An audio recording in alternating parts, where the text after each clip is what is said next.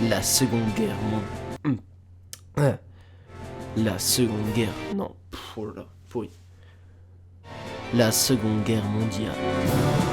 Papa. Pardon.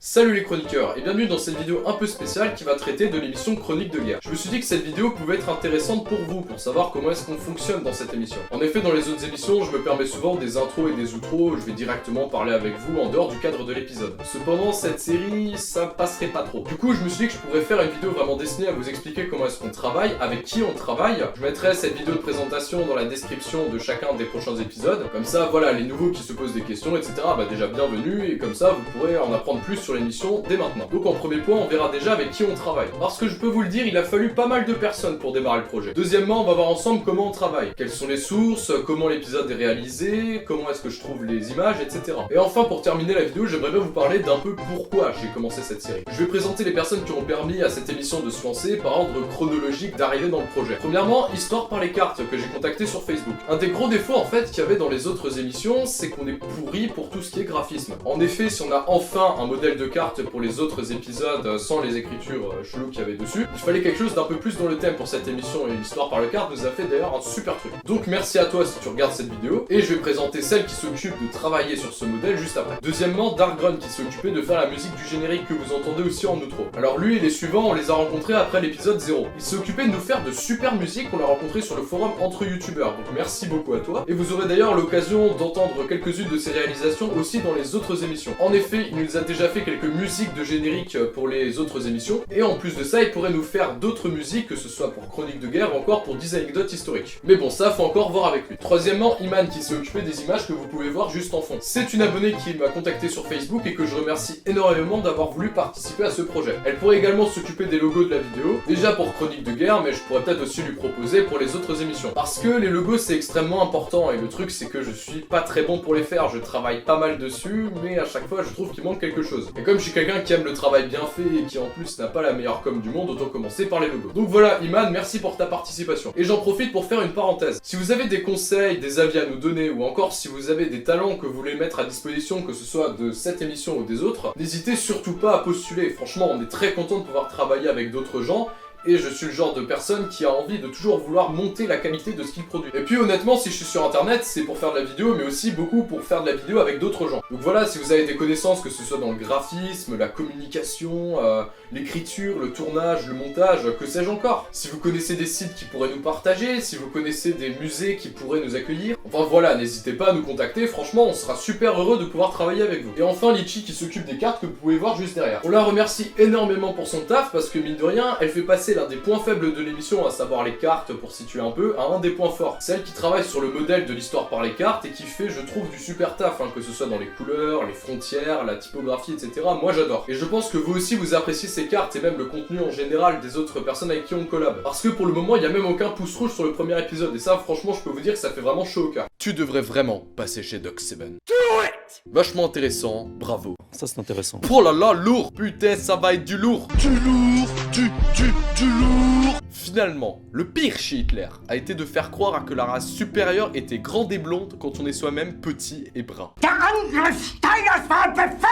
Donc maintenant on peut passer à la deuxième partie, comment est-ce qu'on travaille. Alors oui, l'épisode 1 a mis beaucoup de temps à arriver, mais vous en faites pas, pour les prochains, ça devrait quand même être plus rapide à sortir. Tout simplement parce que pendant ces mois, il a fallu trouver les personnes, il a fallu faire le générique, la musique du générique, il a fallu que j'apprenne à travailler avec ce style, enfin ça a mis beaucoup de temps. Les cartes, ça se fait pas comme ça, et comme c'est une première, ça met forcément plus de temps. Déjà pour l'écriture, ce dont je me sers beaucoup, c'est 3 bouquins que vous pouvez voir juste derrière. Je remercie d'ailleurs mon parrain qui m'a prêté ces 3 livres, parce que ça m'a vraiment donné envie de faire cette nouvelle série. Et actuellement j'ai fini les 2 premiers, et je suis au dernier chapitre du dernier. Dites-vous que j'ai commencé à lire en juillet, et que franchement je suis quelqu'un qui lit vite. Enfin c'est de là que me vient l'idée de cette émission, et c'est surtout de là que me viennent les idées de thèmes pour les épisodes. On va fonctionner par ordre chronologique. Vous avez pu voir qu'on a commencé avec la Pologne, vous avez pu voir que le deuxième épisode parlerait de Narvik, de l'invasion de la Norvège en général. Après on parlera de la bataille de France, de la bataille d'Angleterre. Entre temps on va aussi parler de la guerre russo-finlandaise que l'on oublie beaucoup. On parlera aussi de ce qui se passe dans le Pacifique, etc. Je pense que ce qu'on va faire, c'est que on va faire 2-3 épisodes comme ça qui suivent à peu près la même trame. Donc ça va être par exemple là l'épisode sur Narvik, puis la bataille de France, et ensuite on pourrait enchaîner avec 2 épisodes plus sur le front de l'Est avec la guerre russo-finlandaise, et enfin parler de l'Asie pour revenir ensuite en Europe. En tout cas pour le contenu, vous en faites pas, hein. Je peux vous dire que cette émission va durer vachement longtemps, et concernant le format, si je me suis adapté à ça, c'est parce que justement, je me suis dit qu'il fallait un format quand même assez court et qui soit bien dynamique et bien travaillé. Quitte à faire plus d'épisodes, de toute façon je pense que ceux que ça intéresse, ça ne dérange absolument pas, et moi non plus d'ailleurs. Donc pour l'écriture, voilà, les thèmes je m'arrange comme ça, ensuite je fais pas mal de recherches sur internet, je dois vous avouer que je suis quelqu'un qui fonctionne très peu avec les bouquins. En fait, si j'ai beaucoup lu ces 3 bouquins et qui m'ont donné envie de faire cette émission, c'est surtout parce qu'il y a énormément de témoignages, et parce que les historiens qui vont parler de la Seconde Guerre mondiale, eh ben ils ont écrit ça en 1965. Ça date de loin, il y a évidemment des choses qui ont changé, et d'ailleurs c'est pour ça que je ne prends pas qu'une seule source. Mais pour mon expérience personnelle, que ce soit à la fac ou même dans mes vidéos, je suis quelqu'un qui va énormément fonctionner avec Wikipédia, ou avec d'autres sites qui sont bien travaillés. Parce que contrairement aux jokes qu'on peut faire dessus, c'est peut-être les sources les plus sûres. Évidemment, je suis quelqu'un qui va vérifier les sources de Wikipédia, qui va vérifier que ce soit bien des historiens, des personnes compétentes qui donnent les informations. Par exemple, le massacre de Bydgoszcz, là, j'arrive jamais à prononcer ce nom polonais, Mickaël, il a mis 4 ans. Les soldats polonais, faisant face à une révolte de la population allemande. Oh putain. À Bydgoszcz... Et quoi ces noms là? Non mais c'est impossible. Pourtant j'étais en Pologne dans les JMJ. Hein. J'en ai marre c'est bon. C'est quoi? Je vais attendre jusqu'à ce que je retrouve ma voix. Dites-vous que c'est une chose à laquelle je ne m'attendais pas au début, il a fallu que je fasse des recherches derrière pour être sûr qu'on commençait pas à me bidonner quelque chose d'idiot. Évidemment ça empêche pas que je vais peut-être faire une bourde ou deux, hein. Je vous rappelle que moi de base je suis pas historien. Mais voilà, mes sources je fonctionne comme ça, puis je commence à l'écriture de l'épisode, et Mickaël m'aide à bien organiser ça, que ça se reste dynamique, que les phrases s'enchaînent bien, etc. On a encore quelques petits bémols, hein. J'ai pu voir en montage qu'il y avait des fois quelques petites répétitions qui se faisaient par exemple. Enfin bref, après le texte on passe à la partie tournage avec Mickaël, qui pour le coup a une voix très bien adaptée. J'aurais pu utiliser ma voix, hein, il n'y a rien qui m'empêchait. Mais comme dit, j'avais pas envie de moi-même mettre ma voix parce que je la trouve pas adaptée à ce type d'émission. Et aussi parce que sur la chaîne, je symbolise pas tellement le côté très sérieux et je voulais vraiment que cette émission le soit. Je trouve que j'ai pas la voix pour, donc je me dis que ça sert à rien de parler. Ta gueule! T'es moche! Enfin, on donne nos consignes pour les cartes à Litchi. J'ai une map du monde tout simplement sur mon PC, je vais cibler les zones sur lesquelles je veux qu'elle travaille, en lui donnant le nom des villes, des fleuves, etc. qu'il va falloir placer, des frontières, en donnant à peu près mes consignes pour les couleurs. Elle s'est aussi occupée des petits accessoires assez utiles comme les chars, le nombre de morts, etc. Et pendant qu'elle travaille tout ça, moi je cherche les images sur internet. Alors comment est-ce que je m'organise? YouTube. YouTube. Pour le moment, j'ai pris que ça. Alors là, pourquoi vous allez me dire? Vous allez dire, ah ouais, peut-être que tu voles le fruit du travail de quelqu'un d'autre, etc. Dans ma philosophie, les images que vous voyez, c'est des images qui ont été filmées il y a très longtemps. Je pars du principe que ces personnes qui filmaient le faisaient dans le but de transmettre leurs images. Que ce soit pour la propagande des pays conquis, de l'Allemagne, de l'Amérique, de l'Angleterre, de la Chine, du Japon et que sais-je encore. Et si elles sont en ligne sur YouTube, c'est surtout pour 2 raisons. C'est des images d'archives, hein, et qu'ils aient été utilisées par d'autres émissions ou pas. Je pars du principe qu'elle ne leur appartient pas. Prenons un exemple le documentaire Apocalypse qui est très connu. Ce que je peux prendre sans me servir du fruit du travail d'un autre, c'est les extraits qu'ils utilisent en noir et blanc. Traduction, enlever les cartes, enlever les couleurs, enlever les musiques et évidemment le commentateur. D'ailleurs, vous aurez dans les sources toutes les vidéos dont je me suis servi pour pouvoir réaliser l'épisode. Donc voilà, j'estime pas piquer le travail d'un autre, hein. En plus, tout ça c'est cité. La seule chose que j'ai pris à Apocalypse vraiment, c'est à la sortie des cartes, le petit effet sonore. Derrière, tous les autres effets sonores, je les ai pris d'internet, hein. Tout ce que vous pouvez entendre, hein, comme coup de feu, comme avion, etc. Tout ça c'est pris d'internet, c'est pas pris d'émission. Et ça m'a aussi demandé énormément de travail que j'aurais pas à refaire après. Donc voilà, les cartes arrivent, j'ai les extraits vidéo, et ensuite je commence à les articuler en essayant d'avoir des images qui correspondent à ce qui est dit. Bon, je dois vous avouer que pour le premier épisode, j'ai au début un peu galéré, et j'ai fini finalement par quand même bien m'en sortir. Après j'ai vu que j'avais réutilisé des images, je fais en sorte que ça arrive le moins possible, mais il faut comprendre que quand vous avez des heures de rush, des fois, sans faire exprès, vous prenez 2 fois la même image. Je ferai en sorte d'être le plus précis dans ce qui est montré pour éviter les incohérences. Alors j'ai vu un commentaire qui demandait est-ce que ça va pas trop ressembler à la série Apocalypse justement. Sauf qu'il y a pas mal de choses qui vont rendre le truc quand même assez différent au final. Premièrement, c'est une autre équipe qui produit ça, hein. C'est un autre commentateur, c'est d'autres musiques d'intro, etc.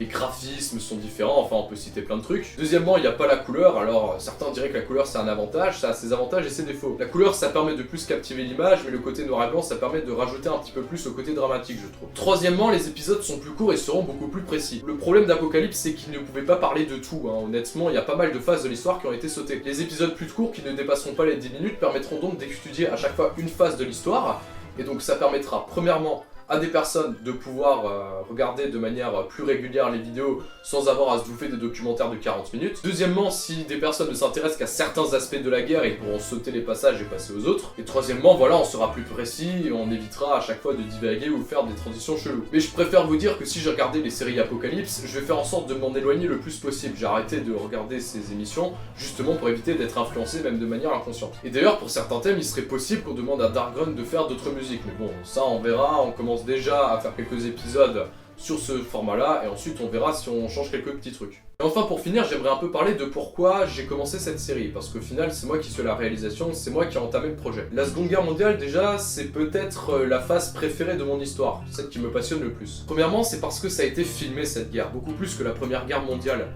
Et c'est ça qui me passionne beaucoup en fait finalement, c'est de me dire que je trouve que ça rend le côté beaucoup plus humain, beaucoup plus proche de nous.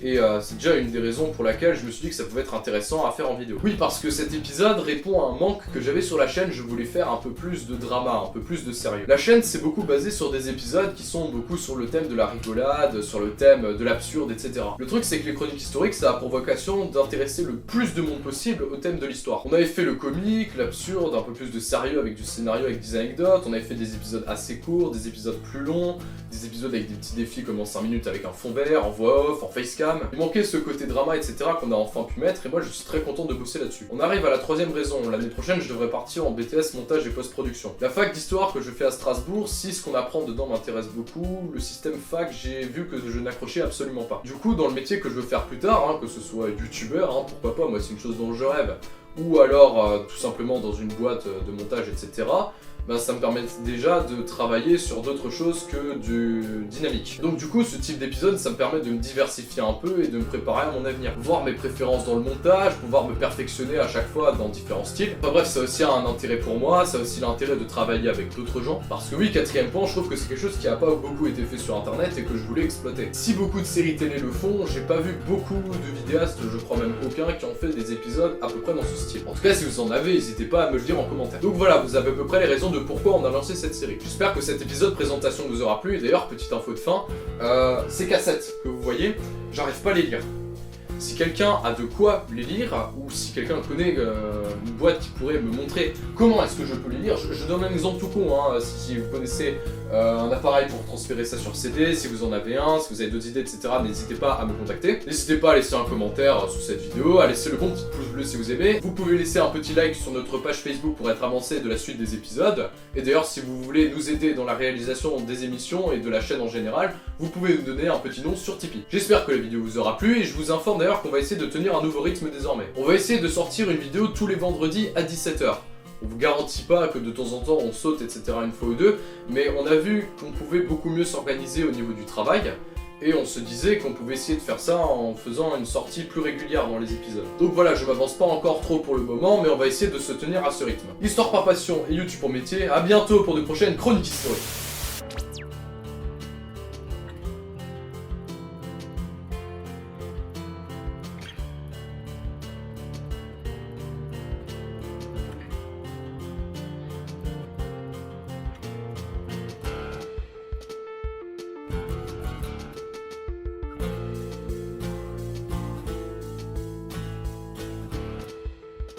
C'est pas par là. Allez.